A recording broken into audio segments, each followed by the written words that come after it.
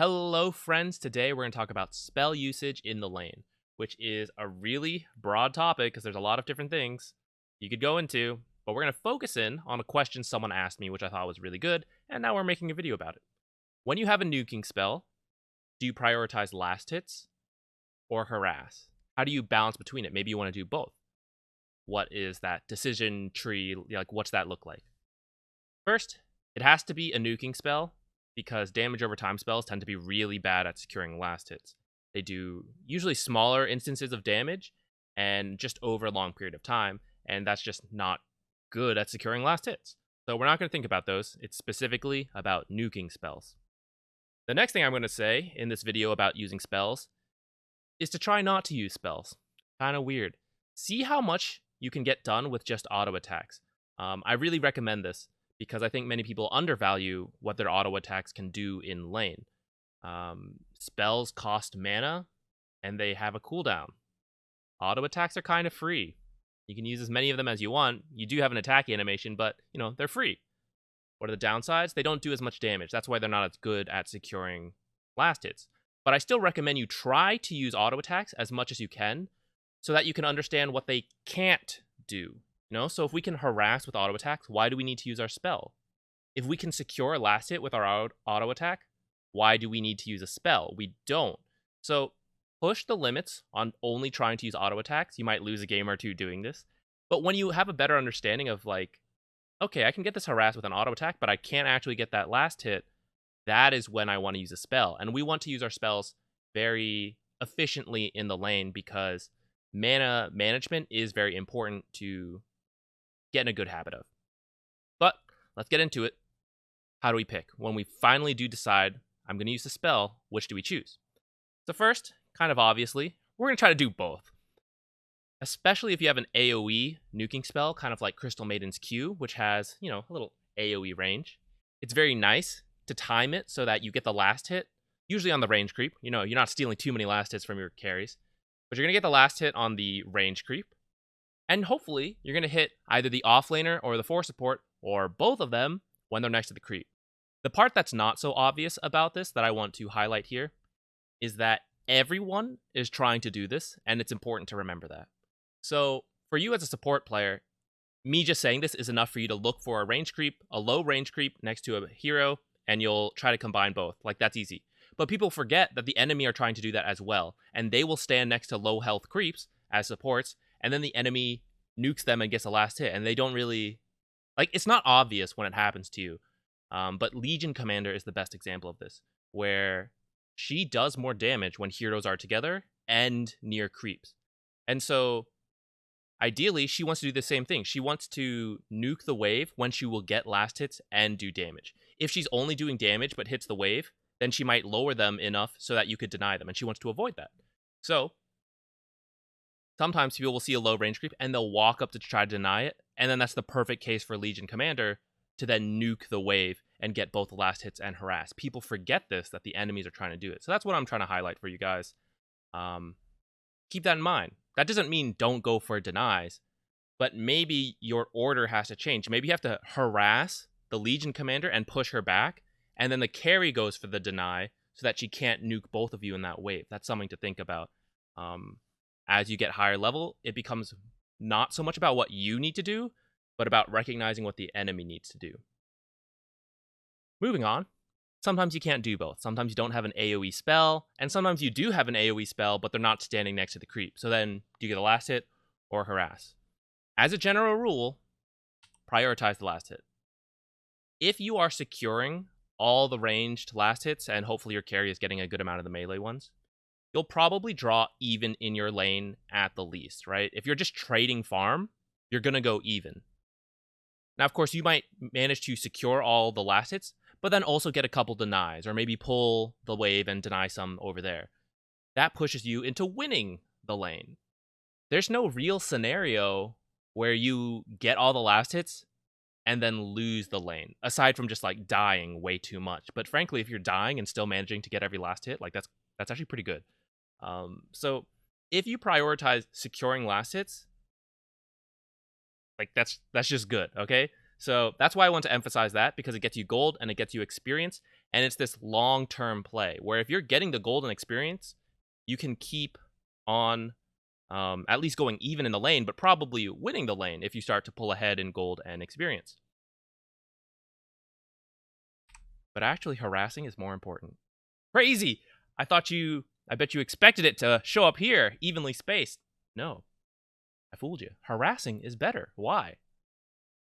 Imagine this. You get a last hit on the creep, you use your nuke on it. The enemy offlaner is still full health, and they can still contest the lane, and maybe they'll get a couple denies on you. Pretty annoying, but they're full health so they can play in the lane. What if you harass them out? You damage them so much they drop to 100 or 200 health. They can't stay in the lane or they're going to die, so they have to back up. And guess what? When they have backed up, they can't contest the last hits. And now you're not even needed to secure the range creep. Your carry can do it with just an auto attack. They don't even need to cast a spell because there's no one contesting them. It's a free lane. Harassing is actually better than securing the last hit. The issue is that it's not always an option for everyone. Ooh, we're getting fancy with these effects. PowerPoint. Not everyone can effectively harass someone out of lane, usually because they just don't do enough damage. That's really it. But sometimes they do enough damage, but it's not cost effective. Like it costs way too much mana to do, or the enemy offlaner has brought so much regen that it's not practical to try to do. So that's why I want you guys to always remember to prioritize last hits, because that is usually always possible in a lane, whereas harassing really comes down to what hero you're playing and what hero the enemies are playing. And then it's not just spell usage. Sometimes there's like auto attacks in between, and by sometimes I mean there's always auto attacks in between, and that kind of shifts the balance in this. But yeah, the order of operation is to try to do both, and then to remember to prioritize last hits. But for some heroes in some matchups where it's possible to harass them out, harassing is actually better. So intuitively, you guys probably know this, and I also know this intuitively. But if you want, we're going to go break it down into some math. Oh yeah, Excel sheet time. But frankly, you don't need to know these numbers. I'll be honest, I'm about to make some content you really don't need to see. I think it helps to explain the concept, but frankly, a lot of you don't even need to think about it. You know some heroes are just good at this. A hero like Lich or Disruptor, they can harass people out of lane. They're very good at it.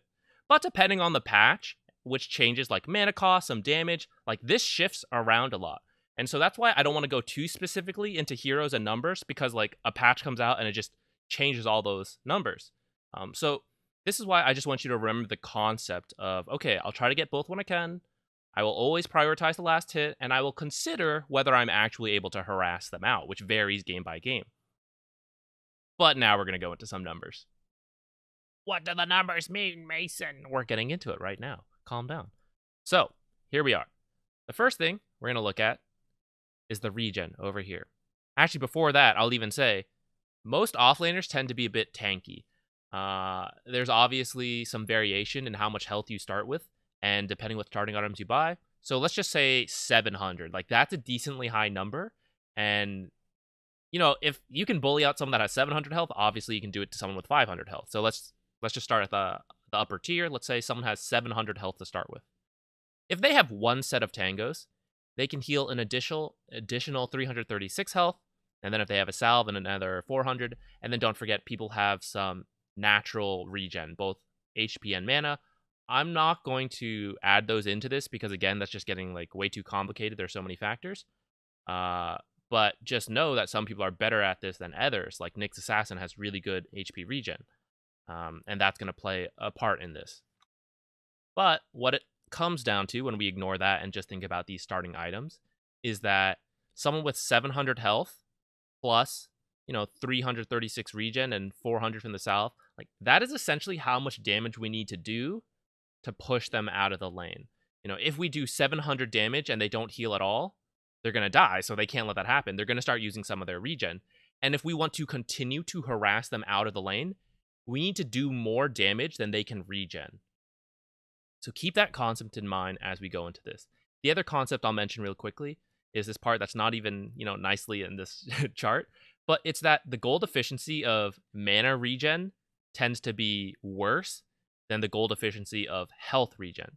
So it is easier for, let's say, the offlaner in this situation. It's easier for them to buy HP consumables than it is for you to use mana consumables, and that's why you need to be really efficient with your spells to try to win lanes and make this work, because it's just more cost efficient for the side that needs to heal up.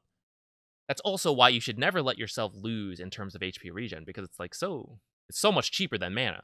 So, ignoring all that now. Well, not really ignoring it. We're going to keep it in mind, but move forward now. So I picked out these 4 heroes. These are the ones that just like came to mind when I thought about it. We have their starting mana pool, and then situationally, what if they had started with 3 mangoes? Not everyone does this. Why? The heroes that do this are heroes that can bully people out. So like Disruptor used to be a lot more common, where he would start with like 6 mangoes, but then they nerfed mangoes, and I think they nerfed Disruptor too, but I can't quite remember. Lich is still a bit in this category, where Lich will still buy like 3 mangoes. I don't see Disruptors do this as often, but actually I don't see Disruptors that much right now because I think he got nerfed. Crystal Maidens start with a couple mangoes, but they use it differently than like a Lich player. And then same with Bane. Bane also starts with mangoes. So I wanted to highlight this as the potential amount of mana you could have in a lane, considering like your starting mana pool and your mangoes. And then of course you could have you do have some passive regen. Again, we're not going to think about it. And there are clarities as well, but we're not going to think about them quite yet either. Then we have their nuking spells here. So it's their Q for all of them except for Bane, where it's his W. The level 1 spell, the level 2 spell. What you should know is that level 1 spells tend to just be less efficient than the level 2 spells. So like here, you can see the damage. You just scale up in damage, and the spell cost goes up as well. But based on the numbers further down, and something I'm sure you guys know as well, that it's just generally more efficient to cast a level 2 spell rather than a level 1 spell. You do more damage for the mana it costs, and like we can see that right here. This is damage divided by mana. So like your level 1 spell does 1.38. Here you do 2. They're slightly rounded, but who cares? Okay, so sometimes you want to spam out your spells when you're level 1 because you want to win the lane as soon as you can. But other times, it's a little more efficient to wait till you hit level 3 so that you can have 2 points in your nuking spell, because that is more cost efficient for you. And keeping in mind that mana is not very cost efficient for us, we sometimes want to wait for that point. And level 3 doesn't take that long. Usually this is like 4 minutes into the game, and people are still on their starting regen at this point. So it's kind of okay to save your mana. Now the next thing we're going to look at is cooldown. So every spell has a different cooldown. What if we cast our spells repeatedly off cooldown and we got the full damage out of it? So like Disruptor, technically you can purge off his spell, but we're not going to think about that right now. Just imagine you get the full duration. If you spam the spell off cooldown, then this is the damage divided by time. This number, you never really need to know this number. I have no idea what these numbers are, right? When I'm playing a game, I'm not thinking about these numbers. It's just a feeling I had. And when I looked at the numbers, it matched the feeling. But look at the tangos. Tangos heal you 7 HP per second. And we can do how much damage per second? We want to do more damage per time than the tangos heal in order to, do more damage than they can heal up. 10 is not that much more than a tango, though. So it isn't that great. So let's come back to this in a little bit. Let's talk about these other categories. So keeping in mind your starting mana pool and your mangoes, this is how many times you could cast a spell if you were to spam it off cooldown. Now this is 4.96, but then if we were to factor in your passive mana regen, like you would hit 5. And for a lot of these, like with the cooldowns, with your slight amount of mana regen, maybe you have a clarity, maybe you have like a starting stick, so you have a bit more mana and mana regen, all of that. We're not going to worry about rounding down to specific number of casts. But this is how many times you could cast it. This is how long it would take you, factoring in the cooldowns. And so here is the total damage. So if I could cast it, let's say 5 times, then I'm going to do about 900 damage. And if we move up to level 2, if I were to cast that 4.6 times, which kind of probably push it more towards 5 rather than 4 casts, but I could do about 1300 damage in about 70 seconds. What does this all mean? We are looking to do either a lot of total damage, or we are looking to do a lot of damage per time. And ideally, we will have an efficient damage per mana, but this part is honestly not as important. So the fact is like, if you can do a lot of damage per time and you get a kill, who cares if you were inefficient damage per mana cost, because you could just buy more mana now that you got a kill. So this part is ideal, but not strictly required. But to be able to harass someone out, you need to be able to do a lot of damage in a short amount of time, or just to be able to do a lot of total damage over a longer period of time. And so when we look at these heroes who buy mangoes, Disruptor, he can bully people out. Why? Because his total damage is really good. Really good. And even at level 1, his damage per mana is like quite efficient. This is why people were starting with like 6 mangoes on Disruptor for a little bit, because this cost was really good. And even though the damage per time is not so good because it was a long cooldown spell, and because the spell does like damage in burst, I know it's not like a pure nuke technically, but it was just really efficient. That's why Disruptor could do it. Let's move on to Lich. Lich's damage is actually not groundbreaking, and his damage per mana cost not incredible. But what makes Lich really good at this is that his cooldown on the spell is 7 seconds. Which means if he spams this moderate nuke, it actually ends up with a very effective damage over time. Even though the total damage he does is not so good, 753 compared to like the 900 from Disruptor. But it's because he can do all of this damage in 42 seconds. Whereas Disruptor needs like a full 90. That is why Lich is so good at bullying people out, is because he casts the spell so quickly that he does, let's say 18 damage per second, and they can only heal 7 damage per second. And now you're actually able to start to bully them down and get them out of the lane in a very fast amount of time. Like by the time the second wave gets here, you could technically completely push them out of the lane. Now, the reason you don't see that all the time, and the reason you'll see Liches often wait to hit level 3 so that they have a more cost-efficient spell, is because if you were to do this and use your entire starting mana pool and your 3 mangoes to do all this damage, and you do about like, let's say 700 damage, and you don't actually kill the offlaner, they get out with like 50 health, they salve, they're now full health, and you have no mana. And now they can play the lane, and they have all their spells because they weren't spamming it out. You have no mana, all you have are your right clicks, which aren't that good on Lich. And this is way more cost efficient for them because the salve is very gold efficient compared to like spamming out mangoes to do this. This is why it's important to check their starting items. If they don't have a salve, they can't do this, and then it becomes okay to bully them out level 1. But if as long as one person has a salve, so like if the 4 support has it or the offlaner has it, like you can't do it.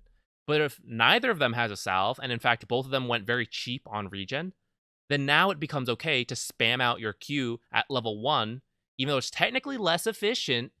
It's because they can't do anything about it in terms of healing, and you can push them out of lane.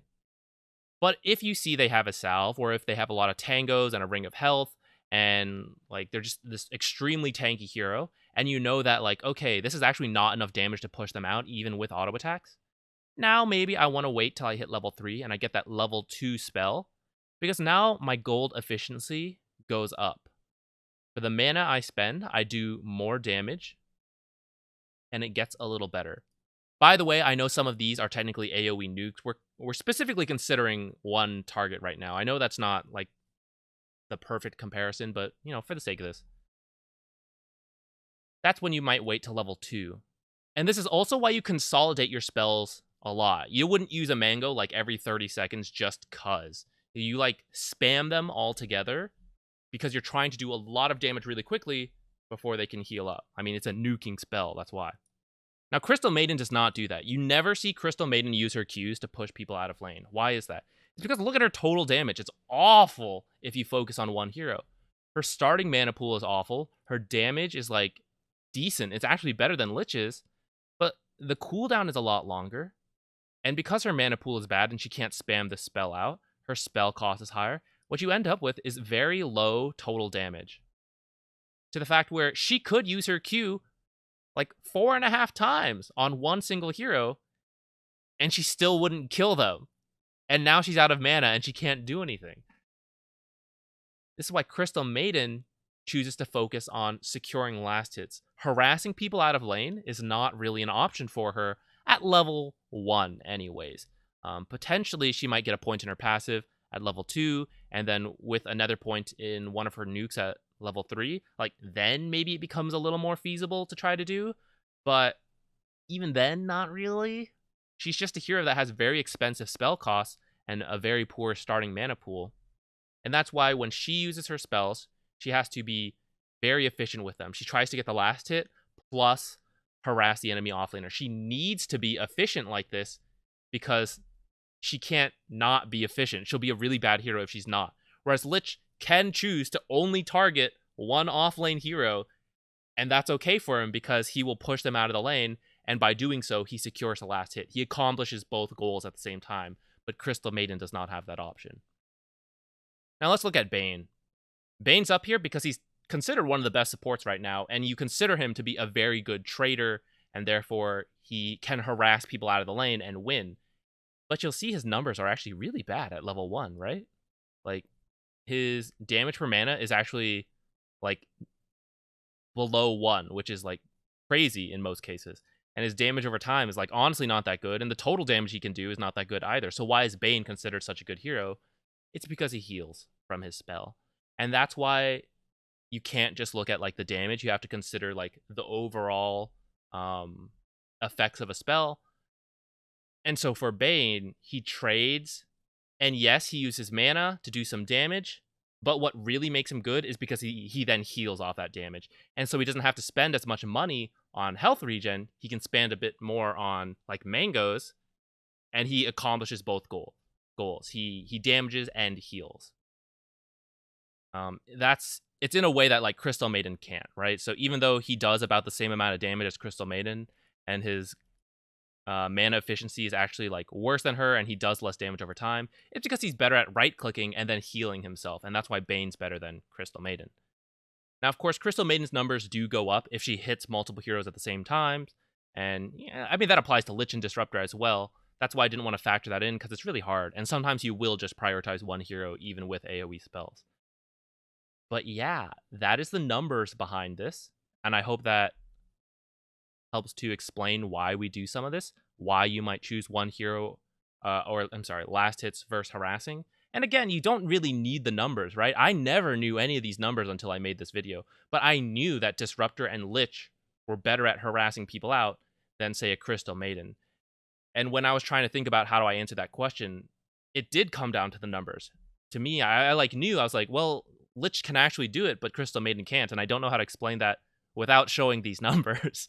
So you either learn this by just a lot of experience and someone telling you, or you can look into these kind of, like, you know, it is kind of a math game at the end of the day.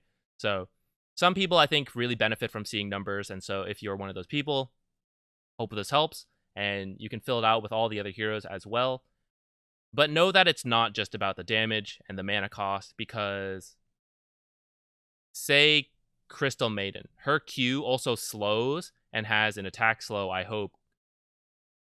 I'm pretty sure it does. I might be talking crazy talk right now. But some people have an attack slow attached to their spells, and that becomes good because then you factor in the right-click damage, which we're not doing here, and that's how they win trades. Even though their spell is not so good cost-efficient-wise, it actually lets them win the right-click war, and that's when it becomes good.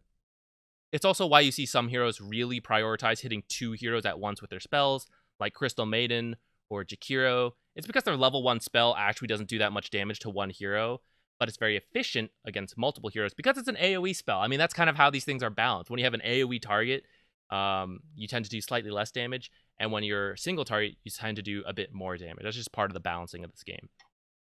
But yeah, thanks for watching. Let me know any questions. Have a great day! Yeah!